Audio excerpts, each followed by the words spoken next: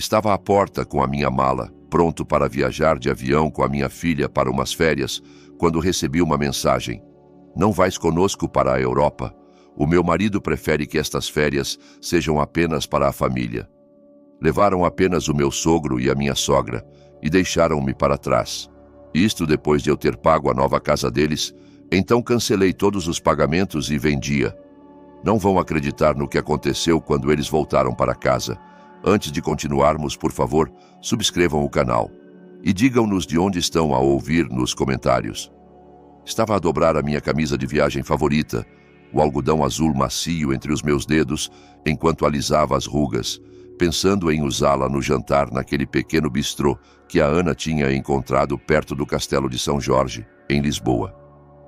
A minha mala estava aberta na cama, como uma promessa, meio cheia com roupas cuidadosamente escolhidas. Para a nossa aventura europeia, a aplicação de meteorologia mostrava céus ensolarados em Paris, perfeitos para os passeios a pé que eu tinha planeado e cujos itinerários imprimira e guardara na minha bagagem de mão. Estava a trautear uma velha música de Amália Rodrigues, enquanto decidia entre os meus sapatos de couro castanhos e os tênis confortáveis para caminhar. Os bilhetes para o aeroporto Charles de Gaulle estavam na mesinha de cabeceira, ao lado do meu passaporte, ambos os documentos impecáveis e prontos. Faltavam 6 horas para a partida e o meu coração batia com aquela excitação familiar antes de uma viagem misturada com uma energia nervosa. O telemóvel vibrou novamente. O nome da Ana apareceu no ecrã. Larguei a camisa e peguei no telemóvel, esperando detalhes de última hora sobre o voo ou um lembrete sobre o encontro no aeroporto. Em vez disso, li palavras que me gelaram o sangue. Não vens conosco para a Europa. O meu marido acha que é melhor que estas férias sejam apenas para a família. Li a mensagem 1, 2, 3 vezes. O meu polegar pairando sobre o ecrã, como se, ao esperar o suficiente, a mensagem pudesse mudar. O camisola que estava prestes a dobrar ficou suspensa nas minhas mãos. A frase apenas para a família repetia-se na minha cabeça como um disco riscado. Eu era o pai dela. Eu tinha planeado esta viagem, comprado os bilhetes, pesquisado os restaurantes, traçado o itinerário em noites intermináveis de planeamento. O que significava apenas para a família, quando se falava com o próprio pai? Sentei-me pesadamente na beira da cama, a mala ainda aberta ao meu lado. As minhas mãos tremiam ligeiramente enquanto respondia. A única resposta que consegui formular: está bem. O peso da decepção instalou-se no meu peito como uma pedra. Olhei ao redor do meu quarto, vendo tudo o que tinha preparado para uma viagem que nunca aconteceria. Os artigos de higiene de viagem alinhados na cômoda, os guias turísticos com post-its amarelos a marcar os lugares que planeávamos visitar, a câmera nova que comprara especificamente para estas férias, ainda na sua caixa. Fechei a mala com movimentos deliberados e cuidadosos. Cada clique das fechaduras soava final no silêncio do quarto. Depois, liguei para a companhia aérea, ouvindo a música de espera enquanto aguardava para cancelar o meu bilhete. A funcionária do atendimento foi simpática, mas eficiente. Lamento saber da mudança de planos, Sr. Silva, disse ela, e perguntei-me se ela poderia ouvir a decepção na minha voz. Depois, sentei-me na sala, olhando para os folhetos de viagem espalhados pela mesa de centro. A casa parecia mais vazia do que o habitual, mais silenciosa, de uma forma que fazia os meus ouvidos zumbirem. Lá fora, o cão da senhora Costa ladrava para algo ao longe, um som agudo e insistente na quietude suburbana de Algés. Peguei num folheto, um panfleto brilhante sobre a arquitetura romana, e coloquei-o de lado na mesa. O gesto pareceu pequeno e sem sentido, mas foi tudo o que consegui fazer naquele momento de compreensão de que tinha sido cuidadosamente, deliberadamente, deixado para trás. A noite chegou com a mesma quietude vazia que preenchera a minha casa durante todo o dia. Passei as horas como um fantasma, deixando os pratos do jantar na pia em vez de os lavar imediatamente, como sempre fazia. A mala ainda estava à porta do quarto. Um lembrete constante de planos que nunca se concretizariam. A televisão murmurava na sala, algum programa de notícias noturnas, que eu não estava realmente a ver. Verificava o telemóvel sem motivo aparente, passando por nada em particular. A energia inquieta fazendo os meus dedos mexerem-se no ecrã. Talvez o Facebook oferecesse alguma distração para o vazio no meu peito. Passei por fotos do gato da senhora Ferreira, partilhas de receitas do meu clube de leitura, posts políticos que não queria ler. O brilho azul do ecrã era estranhamente reconfortante na escuridão crescente da minha sala. Então via os pais do João, em frente à Torre Eiffel, ambos sorrindo para a câmera, com aquele olhar satisfeito de turistas que encontraram a oportunidade perfeita para uma foto. A legenda dizia: início das melhores férias em família de sempre. A hora da publicação mostrava que fora há 2 horas. O meu polegar congelou sobre o ecrã. Talvez tivessem feito uma viagem separada? Talvez fosse uma foto antiga que decidiram partilhar agora? O meu coração começou a bater mais rápido enquanto clicava no perfil para ver mais fotos. Lá estava. Mesmo local, mesma hora. Mas esta foto incluía 4 pessoas. Os pais do João, o João e a Ana, todos juntos em frente a um café parisiense, com copos de vinho na mesa atrás deles. A legenda da Ana fez o meu estômago revirar. Tão grata pelo tempo em família na Cidade da Luz. Contei os rostos na foto com dedos trêmulos. 1, 2, 3, 4. A palavra família queimava na minha mente, como uma marca. Coloquei o telemóvel na mesa de centro, o ecrã ainda brilhando com os seus rostos felizes. Levantei-me e caminhei até a janela da cozinha, olhando para a casa do meu vizinho, onde luzes quentes saíam das janelas. Famílias juntas para a noite. A traição atingiu-me em ondas, cada uma mais forte que a anterior. Peguei novamente no telemóvel, esperando ter entendido mal, esperando que as fotos contassem uma história diferente, mas estavam lá, com carimbos de hora recentes, os seus sorrisos brilhantes e despreocupados, os 4 juntos, na cidade que eu sonhara visitar, a passar as férias que eu planeara, usando o itinerário que eu pesquisara. Voltei à janela da cozinha e vi o meu reflexo olhando para mim, fantasmagórico e com olhos vazios. Por trás do meu reflexo, o ecrã do telemóvel mostrava a foto do grupo, a felicidade deles sobreposta à minha imagem solitária no vidro. O contraste era gritante e doloroso, um lembrete visual de onde eu estava na definição deles de família. Mal dormi, virando-me na cama, enquanto imagens das fotos das férias deles passavam atrás das minhas pálpebras fechadas. A manhã chegou com uma luz cinzenta a filtrar-se pelas cortinas do quarto, e eu sabia que precisava de respostas.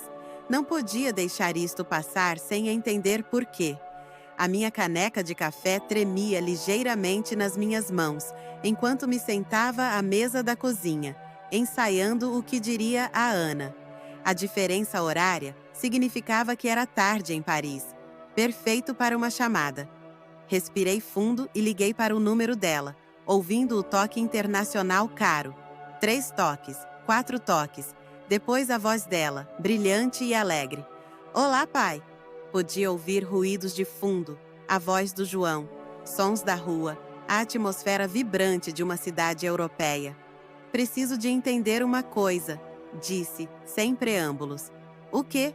Ela parecia distraída, provavelmente a olhar para algum monumento ou vitrine. Vi as fotos no Facebook. Os pais do João estão lá convosco. Houve uma pausa longa. Depois, a voz dela mudou, tornando-se defensiva. Pai, podemos explicar. Disseste que era apenas para a família. O que sou eu, então? A voz dela ficou mais fria. Olha, o João disse que tu pode ser avassalador. Ele não queria que as férias fossem estragadas. A palavra avassalador atingiu-me como um golpe físico. Estragadas? Eu planeei esta viagem, comprei os bilhetes. E os pais do João pagaram as próprias despesas. Eles não esperam que cuidemos deles constantemente. Constantemente. A palavra pairou no ar entre nós, como uma acusação. Eu apoiei-vos quando... Isso foi tua escolha, interrompeu ela. Nunca pedimos uma viagem de culpa. Ouvi o João a rir ao fundo, sobre algo completamente diferente, a voz despreocupada e alheia à nossa conversa. O som fez-me cerrar o maxilar. Sinceramente, pai, continuou a Ana, a voz endurecendo a cada palavra. O João tinha razão, tu eras demasiado carente. O telemóvel pesava na minha mão. Entendo. Ótimo, falamos quando voltarmos. Entendido. Desliguei sem me despedir. Coloquei o telemóvel com cuidado deliberado. A palavra carente ecoava na minha mente como uma maldição. Caminhei até o meu escritório, atraído por algum instinto que não conseguia nomear. As paredes estavam cobertas de fotos de família. Eu a ensinar a Ana a andar de bicicleta, a formatura dela na universidade, o dia do casamento, onde a levei ao altar com lágrimas de orgulho nos olhos. As minhas mãos cerraram-se lentamente em punhos enquanto olhava para estas imagens de uma relação que, aparentemente, eu entendera completamente mal. Numa foto, segurava a Ana bebê, ambos sorrindo para a câmera. O meu reflexo no vidro mostrava um homem mais velho, agora mais duro, com algo frio a crescer nos olhos. Estendi a mão e endireitei a moldura da foto com movimentos cuidadosos e precisos. A pequena ação pareceu significativa, como se estivesse a ajustar, mais do que apenas uma fotografia torta. Fiquei no escritório após a chamada, rodeado pela evidência do que pensava ser amor, mas que aparentemente era apenas utilidade. Cada foto na parede contava uma história que só agora começava a entender corretamente. A foto do casamento onde levei a Ana ao altar. Paguei 30.000 euros por aquele dia, cada detalhe perfeito, porque queria que ela estivesse feliz. A foto da formatura na universidade. Cobri os empréstimos estudantis dela quando o João não conseguia encontrar trabalho após a sua formatura. As fotos de procura de casa espalhadas pela minha secretária. Assinei a hipoteca deles quando os bancos não os aprovaram sozinhos. Fotos de natais mostravam presentes caros debaixo de árvores que eu comprara. Aniversários onde os meus presentes eram abertos por último, quase como uma reflexão tardia. Cada memória adicionava peso ao meu peito, uma pressão crescente que dificultava a respiração. Abri a gaveta da secretária e tirei extratos bancários e recibos, que guardara por hábito. O pagamento inicial para a casa deles, 80.000 euros do meu fundo de reforma, dinheiro que economizara para o meu próprio futuro. Pagamentos do carro que assumi quando o João perdeu o primeiro emprego. Contas de cartão de crédito que paguei quando eles não conseguiam equilibrar as finanças. O fundo de férias que construíra durante anos, dinheiro que comprara os bilhetes para a Europa. Mas não era apenas o dinheiro. Lembrei-me de planos cancelados, sacrifícios que fizera, mais profundos que euros. A viagem de pesca com velhos amigos que cancelei porque a Ana precisava de alguém para tomar conta dela. A mulher do meu clube de leitura, que me convidou para jantar, disse que não porque a Ana precisava de ajuda com a mudança. Os meus próprios sonhos de viagem adiados repetidamente, enquanto apoiava os deles. Jantares de domingo, onde o João mal reconhecia minha presença. Reuniões de feriados, onde me sentia um estranho nas conversas. As formas súbteis como ele me fazia sentir indesejado nas suas vidas, enquanto aceitava o meu apoio financeiro. O padrão era tão claro agora que não podia acreditar que o tinha ignorado. As minhas mãos tremiam enquanto empilhava as fotos viradas para baixo, incapaz de olhar para elas. A palavra carente tocava em repetição na minha mente. De repente, com uma clareza surpreendente, entendi a diferença entre ser amado e ser útil. Eles nunca me convidaram para fazer parte das suas vidas. Pediram-me para as financiar. Levantei-me tão rápido que a cadeira rolou para trás e bateu na parede. No espelho acima da secretária, vi alguém que fora aproveitado durante anos. Alguém que confundira generosidade com amor e recebera manipulação em troca. O reflexo mostrava um homem que fora paciente, generoso e confiante, e que fora recompensado com traição e desdém.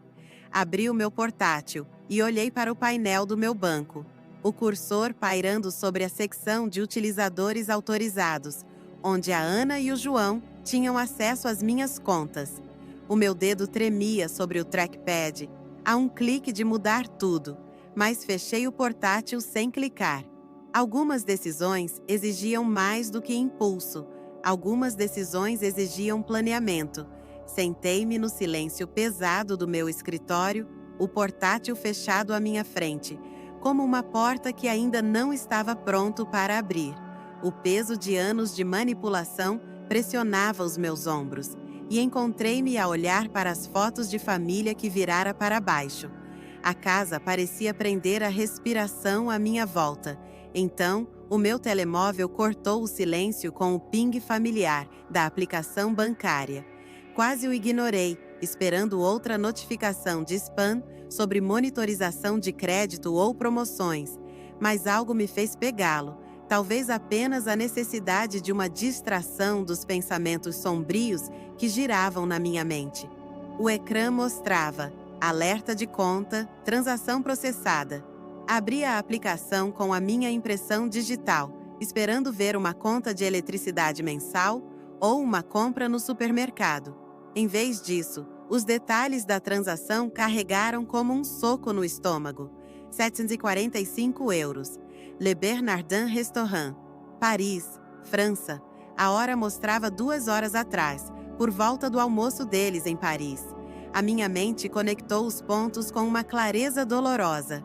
A Ana usara o meu cartão de utilizador autorizado, que eu lhe dera há anos para emergências, quando ela estava a lutar para construir crédito, numa altura em que pensei que a estava a ajudar a tornar-se financeiramente independente. A ironia queimava no meu peito. Eles excluíram-me das férias em família, mas usavam o meu dinheiro para pagar refeições chiques em Paris.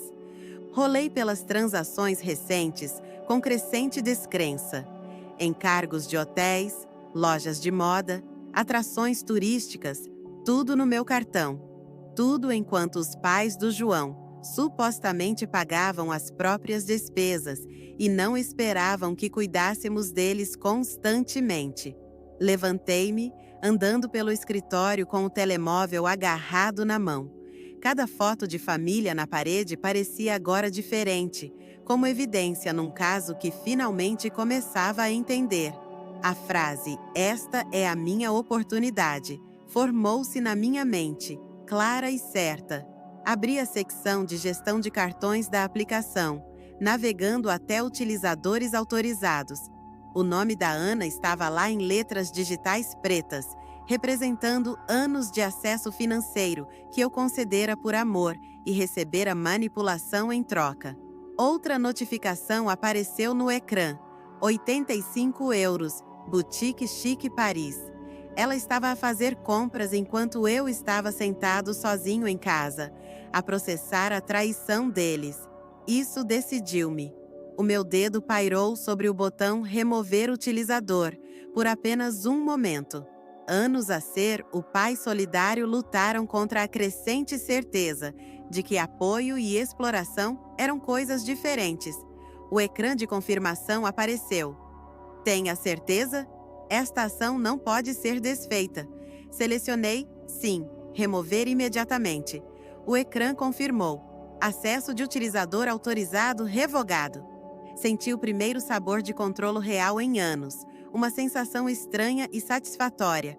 Coloquei o telemóvel na secretária com cuidado deliberado, olhando para o meu reflexo no ecrã escuro do computador.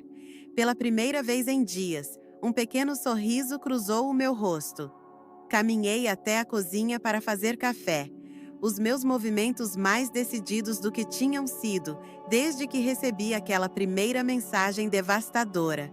A máquina de café gorgolejou, e pela janela ouvi o cortador de relva do meu vizinho a começar. A vida comum continuando, enquanto a minha revolução silenciosa começava. Na manhã seguinte, encontrei-me à mesa da cozinha, desfrutando realmente do meu café pela primeira vez em dias. O jornal da manhã estava aberto à minha frente e eu lia sobre formaturas de escolas secundárias locais, quando o meu telemóvel tocou com insistência agressiva. O número internacional era um que eu reconhecia e verifiquei a hora, 9 da manhã aqui, o que significava 4 da tarde em Paris. Deixei tocar 2 vezes antes de atender, já não ansioso por agradar ou preocupado em perder a chamada deles. "Bom dia para ti também, Ana", disse, ouvindo a inspiração brusca dela do outro lado. "Pai, o que fizeste ao cartão?" A voz dela era imediatamente exigente, sem saudações ou preocupação com como eu estava. "Removi o teu acesso à minha conta. Não me venhas com isso. Tentei pagar o almoço e foi recusado, na frente dos pais do João." A voz dela era tão aguda que poderia cortar vidro. O empregado teve de voltar 3 vezes. Foi humilhante. "Deve ter sido embaraçoso", respondi tomando outro gole de café. "Embaraçoso? Foi mortificante. Não podes fazer isso. Preciso desse cartão para..." "Para quê? Pensei que não precisavam de mim. A cuidar de vocês constantemente. Isso é completamente diferente." A voz dela subia a cada palavra. "É mesmo?" Houve uma pausa e ouvi uma conversa abafada ao fundo, antes de ela voltar com veneno na voz. "Repara isto agora mesmo, ou haverá consequências." "Que tipo de consequências?" "O João e eu estivemos a falar. Quando voltarmos, estamos a considerar lares de idosos." A minha caneca de café parou a meio caminho dos meus lábios. "Lares de idosos? Estás a ficar velho, pai. Obviamente, não consegues gerir as tuas finanças com responsabilidade." A crueldade no tom dela era de tirar o fôlego. "Vamos vender a tua casa para pagar isso. Não precisas de todo esse espaço, de qualquer forma." Ouvi a voz do João ao fundo. "Diz-lhe que é para o bem dele. O João diz que é para o teu bem." Fiquei em silêncio por um longo momento, processando as ameaças. Eles queriam institucionalizar-me e vender a minha casa, porque eu deixara de financiar as suas despesas de férias. A audácia era impressionante. "Pai, estás a ouvir? Restaura o acesso ao meu cartão." Ouvi cada palavra.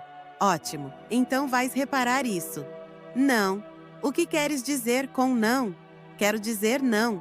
Desfrutem do resto das vossas férias em família. Pai, não te atrevas." Desliguei e coloquei o telemóvel virado para baixo na mesa. As minhas mãos estavam firmes enquanto tomava um longo gole de café, olhando pela janela da cozinha para o meu jardim bem cuidado, esta casa onde vivi por 30 anos, totalmente paga, com o meu nome sozinho na escritura, a casa que eles pensavam que poderiam vender para me armazenar num lugar conveniente. Levantei-me com um novo propósito, deixando o café por terminar, e caminhei para o meu escritório com passos determinados. Havia trabalho a fazer. Tirei a escritura da minha casa do armário de arquivos, espalhando-a sobre a secretária como um plano de batalha. Mas não era a minha própria escritura que estava a estudar.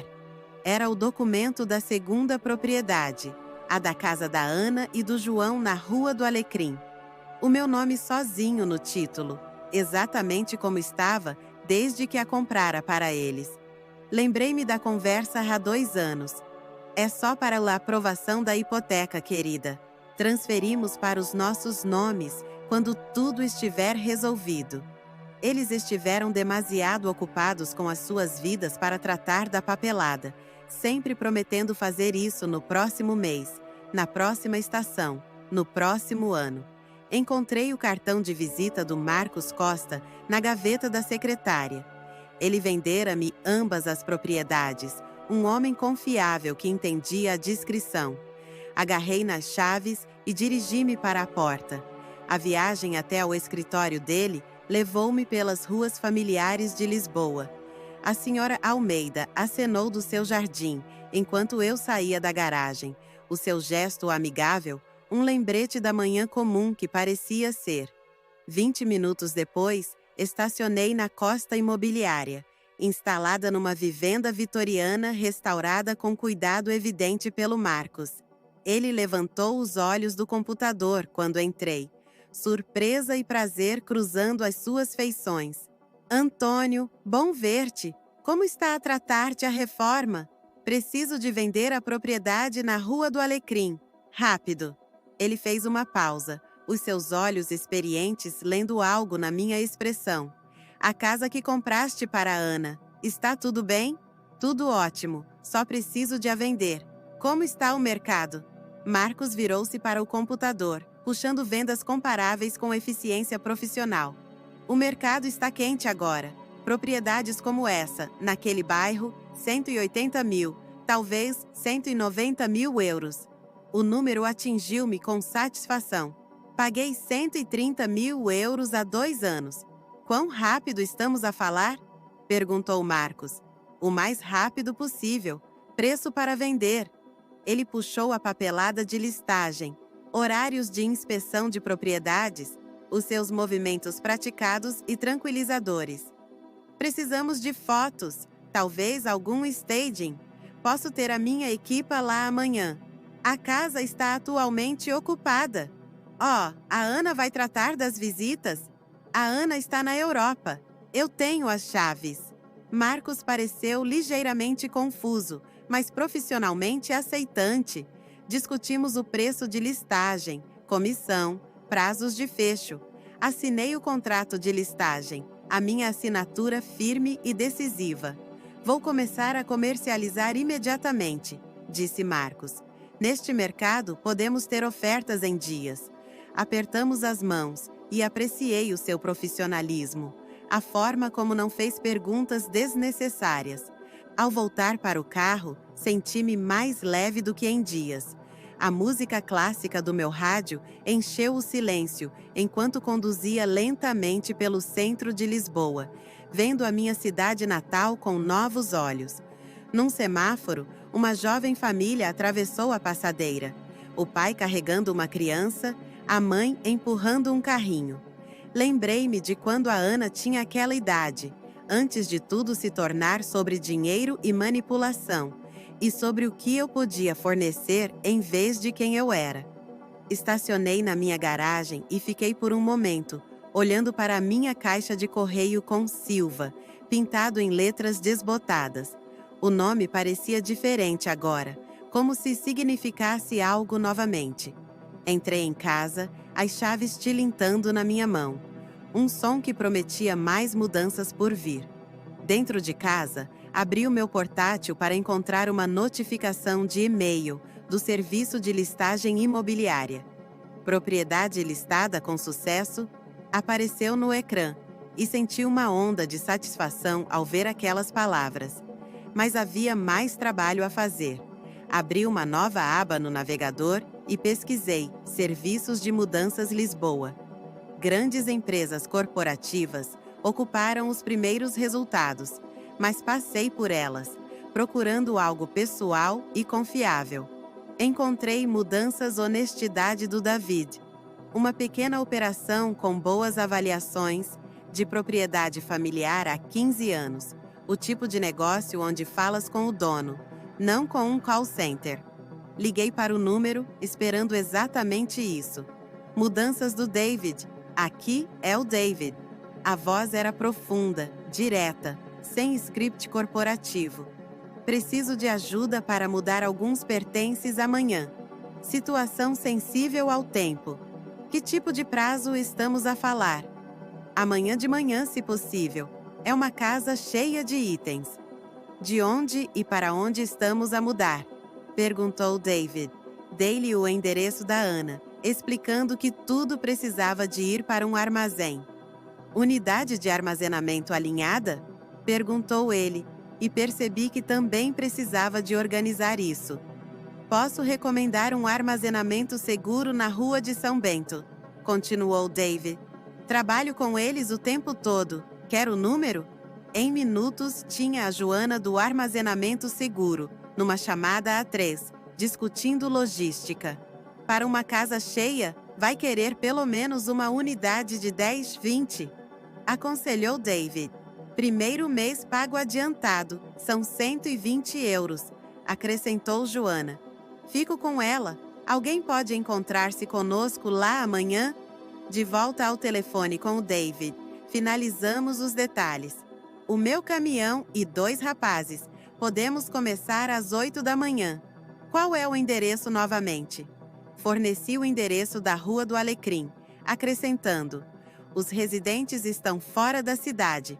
Prefiro que tudo esteja feito antes de voltarem. Entendido. Situação familiar. O tom de David sugeriu que ele já navegara por estas águas antes. Algo assim. Já passei por isso. Seremos eficientes e respeitosos. Após terminar as chamadas e pagar o armazenamento online, fiz o jantar com um apetite que não sentia há dias.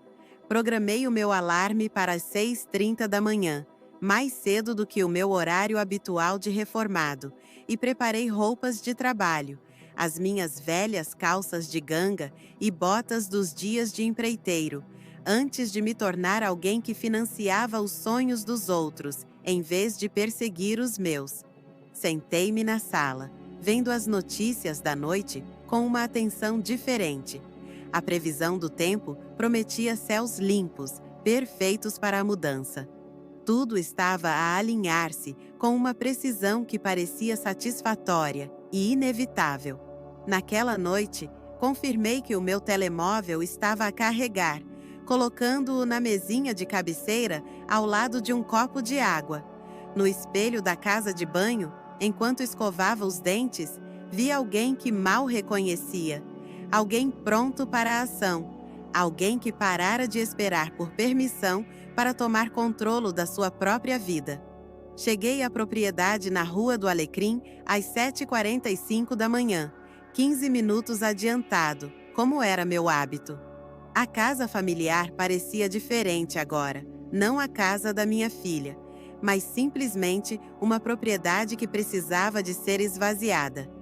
O caminhão de mudanças do David já estava estacionado lá fora, motor a trabalhar, o escape visível no ar fresco da manhã.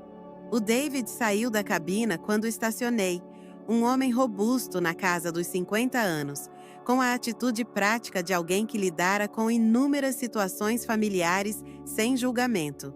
Os 2 membros da sua equipa, rapazes mais jovens, com camisas da empresa a condizer, já estavam a descarregar equipamento com movimentos eficientes. Senhor Silva? David estendeu uma mão calejada pelo trabalho. Pronto para começar? Destranquei a porta da frente com a minha chave reserva, a casa silenciosa e vazia, de uma forma que parecia apropriada. Caminhamos de divisão em divisão, o David avaliando móveis e itens pessoais com um olhar profissional. Isto vai levar cerca de 3 horas, talvez 4 com as peças pesadas, disse, tomando notas na sua prancheta. Apontei o que pertencia a Ana e ao João, que era tudo. O sofá seccional caro, que lhes comprara no último Natal, o elaborado escritório em casa do João, com equipamento de gaming, o extenso guarda-roupa da Ana, que enchia 2 closets. A equipa começou com caixas dos quartos, embrulhando e etiquetando com cuidado sistemático. Insisti em ajudar, apesar dos protestos do David sobre responsabilidade. Não sou assim tão velho, disse-lhe, ganhando um sorriso de um dos trabalhadores mais jovens. Em breve, estava a carregar caixas etiquetadas como livros da Ana e equipamento desportivo do João, sentindo uma estranha satisfação ao ver os pertences deles serem embalados de forma tão metódica. No closet do quarto deles, encontrei álbuns de fotos do casamento. Ao folhear, notei que eu estava conspicuamente ausente da maioria das imagens, a família do João proeminente em cada foto, enquanto eu aparecia em talvez 3, sempre nas margens. Fechei o álbum e entreguei-o à equipa do Davy. Divisão por divisão, esvaziamos itens caros que eu esquecera que comprara. Malas de marca, eletrônicos, o conjunto de jantar em couro que adquirira para o primeiro aniversário deles. As minhas costas começaram a doer, mas continuei, movido por um propósito que não sentia há anos. No que seria um futuro quarto de bebê, encontrei móveis infantis que eles montaram otimisticamente para netos que nunca vieram. Por um momento, a dúvida insinuou-se: estaria a ser demasiado duro? Então, encontrei extratos de cartão de crédito do João, mostrando compras de luxo, enquanto alegavam pobreza para mim. E a dúvida evaporou-se completamente. "Está tudo bem, Sr. Silva?" perguntou David, notando a minha pausa. "Apenas memórias. Continuem." Por volta das 11h30 da manhã, terminamos a última passagem pela casa vazia. As divisões ecoavam de forma diferente agora, a luz da tarde entrando pelas janelas nuas sobre pisos vazios.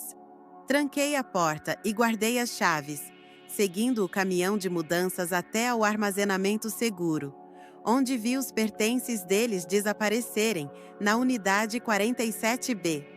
Paguei o David em dinheiro, adicionando uma gorjeta generosa. "Espero que tudo corra bem para si, Sr. Silva", disse ele com calor genuíno. Ao conduzir para casa sozinho, vi o meu telemóvel iluminar-se com uma notificação do Facebook. Estacionei na garagem, o dispositivo ainda a vibrar no porta-copos, como um lembrete insistente de que a minha manhã tranquila estava prestes a tornar-se muito mais complicada.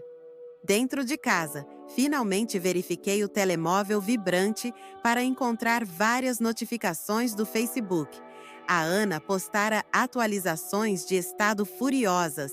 Algumas pessoas não têm respeito pela privacidade da família. Os comentários mostravam amigos a perguntar o que acontecera, com a Ana a fazer-se de vítima com perfeição. Fechei o Facebook sem responder e liguei novamente para o Marcos Costa. "Antônio, boas notícias!" A voz do Marcos estava entusiasmada.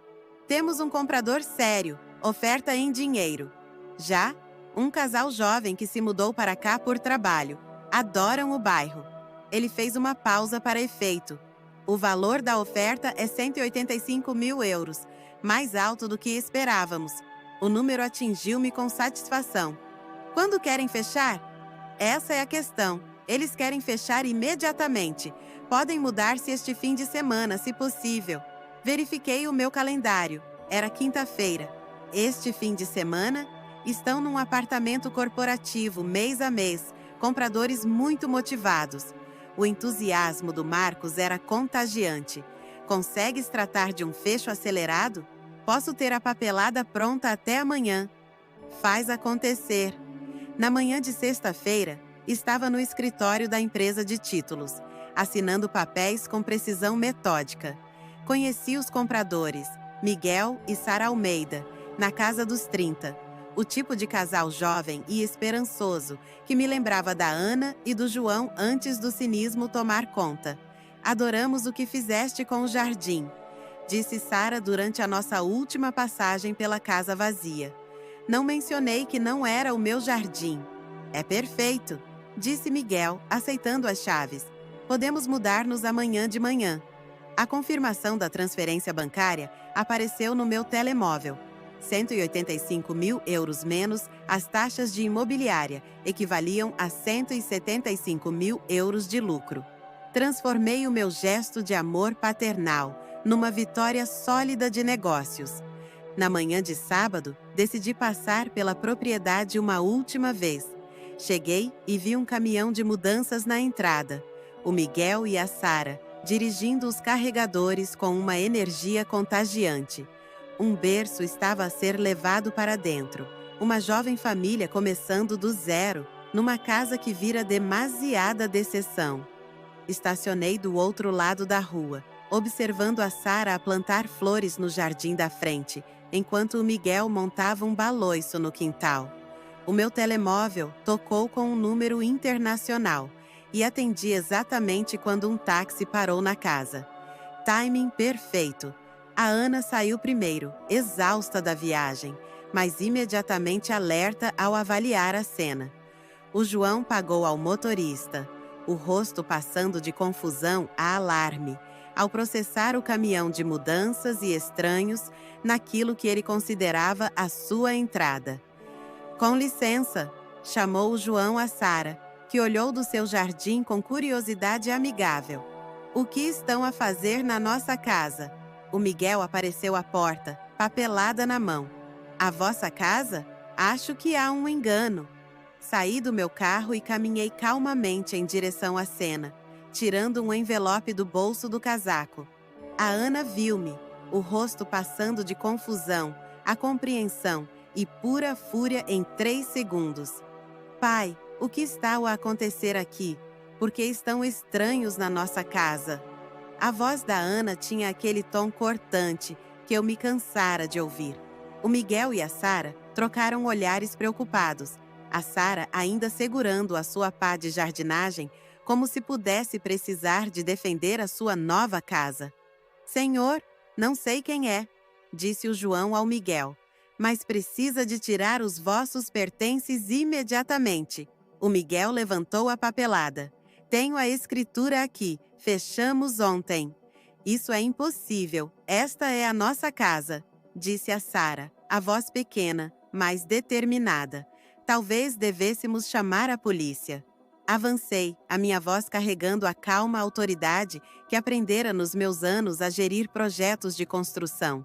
Não será necessário. O tom da Ana tornou-se exigente. Pai, resolve isto agora. Dirigi-me primeiro ao Miguel e a Sara. Peço desculpa pela confusão. Por favor, continuem com a vossa mudança. Depois, virei-me para a Ana e o João. A casa foi vendida porque pertencia a mim. O rosto do João ficou vermelho. O que queres dizer com pertencia a ti? Verifica a escritura original. Nunca foi transferida para os vossos nomes. A voz da Ana subiu para aquele grito familiar. Não pode simplesmente vender a nossa casa. Posso vender a minha propriedade, respondi calmamente, que é exatamente o que fiz. Isto é roubo. Vamos processar-te. O João estava praticamente a gritar agora. Com que dinheiro? Creio que os vossos cartões foram recusados em Paris. O Miguel sussurrou algo a Sara, que assentiu e começou a dirigir-se para a porta da frente deles. A porta da frente deles agora. Por favor, entrem, disse-lhes. Isto não vos diz respeito. A voz da Ana tornou-se desesperada. Onde vamos morar? Onde estão as nossas coisas? Estendi o envelope que segurava. O João arrancou-o, rasgando-o com dedos furiosos. Leu em voz alta. Armazenamento seguro, unidade 47B, Rua de São Bento. Armazenamento? A voz da Ana falhou. Puseste a nossa vida em armazenamento. Preservei tudo cuidadosamente. O aluguer do primeiro mês está pago. O João amassou o papel. Isto é insano. Não podes fazer isto à família. A família não exclui pais de férias em família. Isso é completamente diferente. É mesmo? O João aproximou-se, tentando intimidar pela proximidade. Vamos contestar isto. Vamos lutar contigo em tribunal. A venda é legal. A propriedade era minha. A voz da Ana tornou-se manipuladora, o tom que usava desde criança quando queria algo. Como pudeste fazer isto à tua própria filha? Olhei para ela por um longo momento. Como pudeste fazer o que fizeste ao teu próprio pai? A Sara saiu da casa, preocupação evidente na sua voz. Está tudo bem? Tudo ótimo, disse-lhe. Desfrutem da vossa nova casa. A Ana e o João ficaram na calçada, as malas europeias ainda na mão, parecendo turistas que tomaram um caminho errado para a vida de outra pessoa. Voltei para o meu carro com passos medidos, as minhas botas de trabalho sólidas no pavimento. Isto não acabou, gritou o João atrás de mim. Entrei no carro e liguei o motor, a música clássica retomando onde parara. Sim, acabou. 3 meses depois, estava a ler o Jornal da Manhã quando a campainha tocou. Um oficial de justiça entregou-me documentos legais, o processo da Ana e do João. Assinei sem surpresa. À tarde, estava a rever a decisão do tribunal na minha cozinha. Processo arquivado. O proprietário tinha o direito legal de vender a sua própria propriedade. O juiz fora minucioso e pouco simpático às reivindicações deles.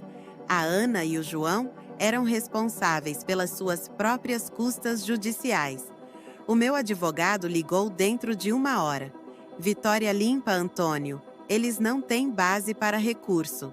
O jornal local publicou um pequeno artigo. Disputa de propriedade familiar resolvida.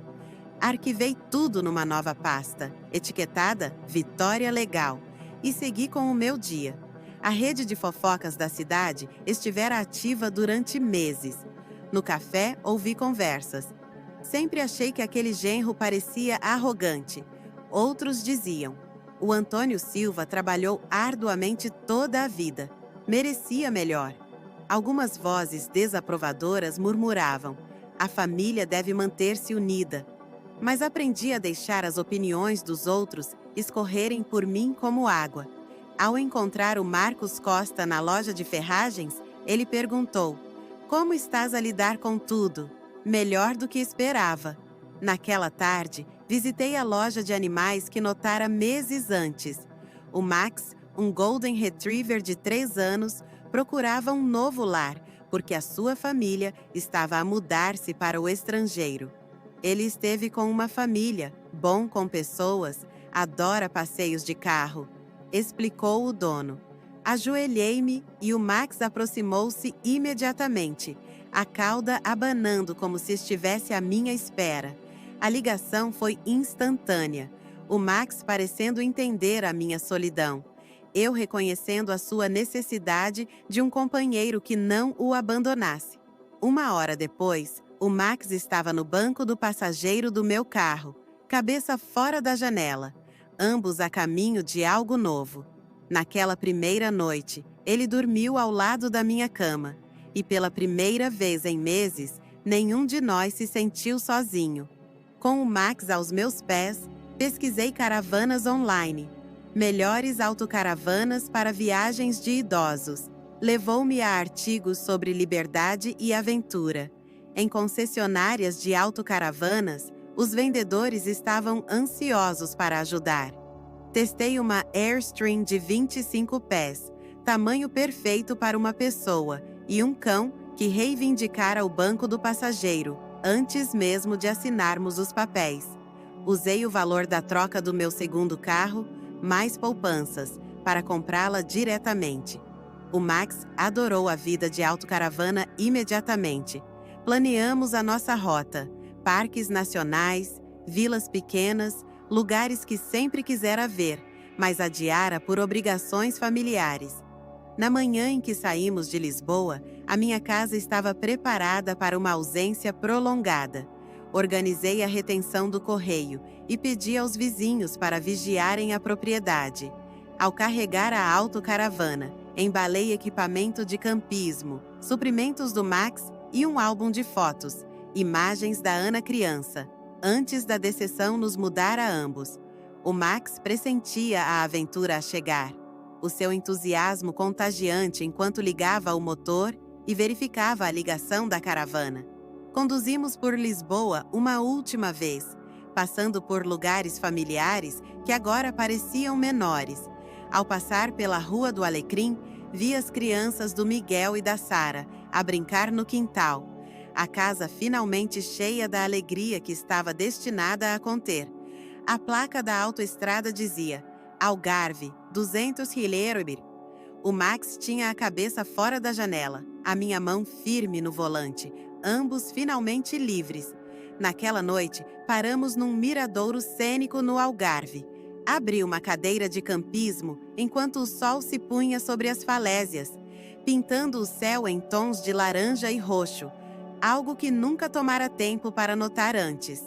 O Max instalou-se ao meu lado, contente e leal, sem agenda além da companhia. Pela primeira vez em anos, estava exatamente onde pertencia. Se gostaram desta história, por favor, façam like neste vídeo, subscrevam o canal e partilhem as vossas impressões desta história nos comentários. Para ouvir a próxima história, cliquem na caixa à esquerda. Obrigado por assistirem!